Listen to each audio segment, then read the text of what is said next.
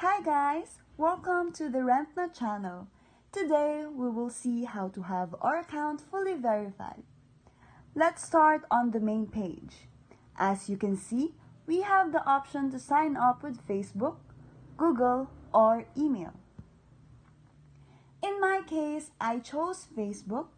Very important to share your email address when you sign up.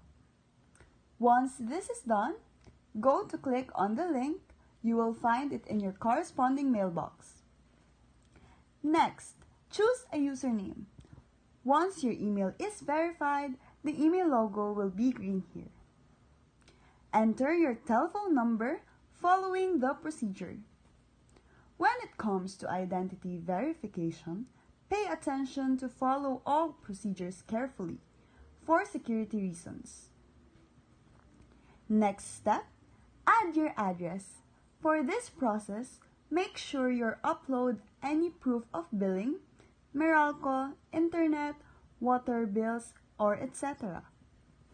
Once all this is done, our team will verify your information, validate it, or contact you for missing documents.